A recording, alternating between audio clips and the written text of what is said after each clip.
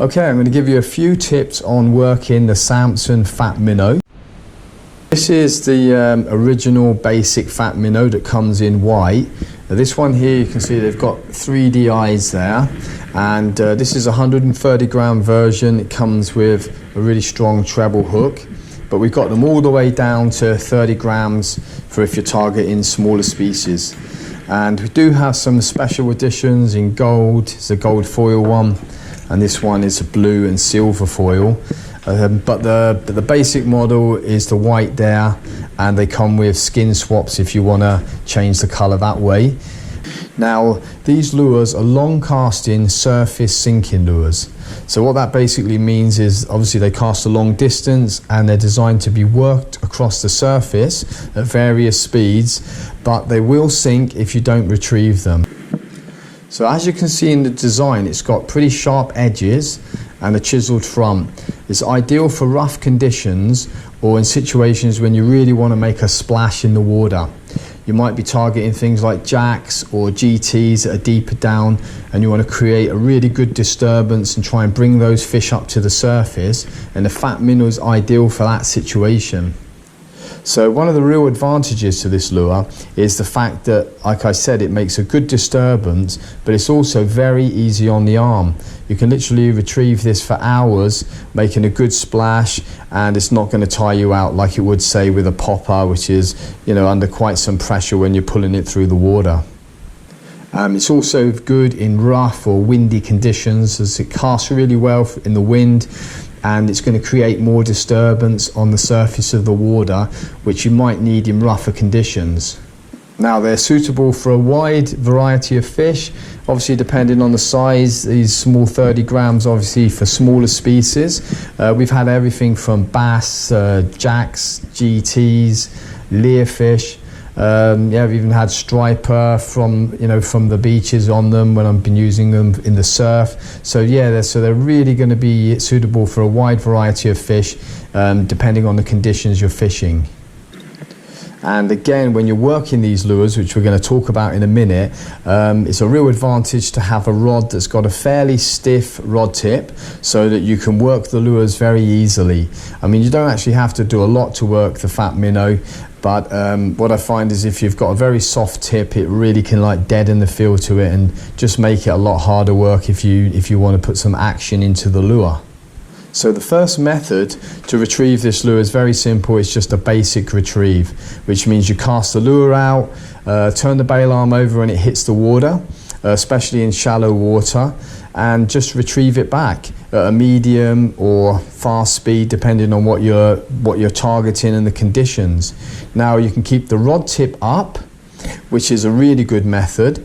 That way, if a fish hits it, you're really ready to strike and you can set the hook. If the rod tip's down, sometimes it can pull it hard down a big fish, and it's hard to actually set that hook, and you could lose the fish over that. Also, it's a lot less tiring on your arm. If you've got the rod tip down, it can be tiring on the wrist with a bit of time. So rod tip up is not only less tiring on your arm, but it's really good for setting the hook. And as that lure gets in closer, you can drop the rod tip whilst it's closer in and work that lure right up to your feet.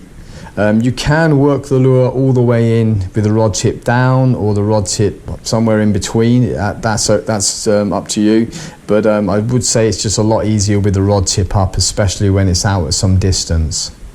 So the second method is going to be basically the same as the first method, a steady retrieve, turn the bail arm over, but while you're retrieving it this time, you're just going to use a few pulls to the rod tip as you're retrieving it, just some steady pulls, which is going to make it look a little bit more erratic, and if there's fish around, they're going to see it and they're going to see that that fish is distressed, and also with some erratic actions, it could just make the difference. So basically with those two methods, you can use it at a medium retrieve all the way to a fast retrieve, depending on the conditions and again the fish you're targeting. So these lures are designed to be worked from a medium to fast speed, but they can be worked slower with another technique I'm going to talk about now that will really help you slow that lure down. So say, for example, you're close to some current or some rocks, or you're over a shallow area and you just want to slow it down over that area, with your rod tip up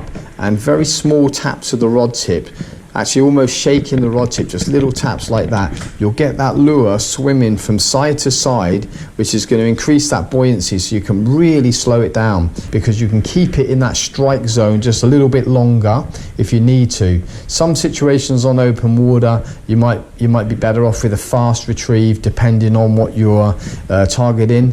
But if you do want to slow it down, little taps of the rod tip, keep it moving, and it will just stay in that area a little bit longer in that strike zone. So when using these lures, it's always important to keep tension in the line, so never let it go into a slack line situation. Get in contact with the lure, so when you get a hit, you're ready to strike.